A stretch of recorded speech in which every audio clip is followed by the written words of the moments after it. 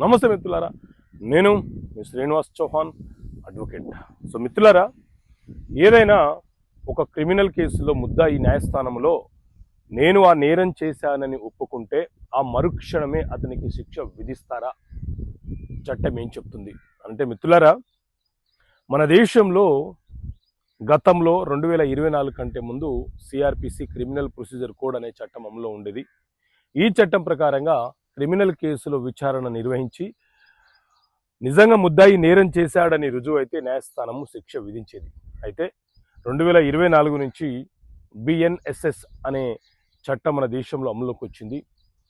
So ఈ చట్టం ప్రకారంగా ఎవరైనా ఒక ముద్దాయి నేర ఆరోపణ చేయబడుతున్నటువంటి ముద్దాయి న్యాయస్థానంలో ఆ నేరం నేను చేశానని న్యాయమూర్తి గారు అడిగినప్పుడు అతను ఒప్పుకుంటే న్యాయస్థానము ఎలాంటి విచారణ కొనసాగించకుండానే అతనికి ఆ మరుక్షణమే శిక్ష విధించే అవకాశం ఉంటుంది.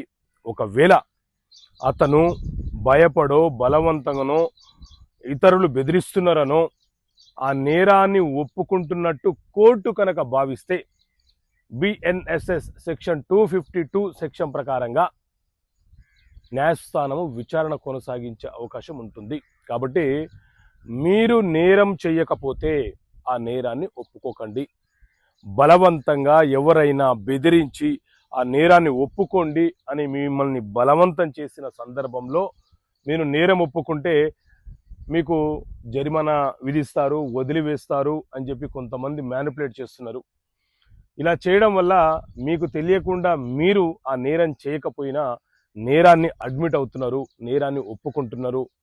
సో మీరు నేరం ఒప్పుకున్న మరుక్షణమే మీకు శిక్ష పడే ప్రమాదం ఉంటుంది. మీరు నేరం చేయకపోతే మీరు విచారణకు కోరండి, న్యాయస్థానం విచారణ జరుపుతుంది. ఆ తర్వాత మీరు నిర్దోషాన్ని బయటపడే అవకాశం ఉంటుంది. ఓకే మిత్రులారా, థ్యాంక్ యూ. జై హింద్.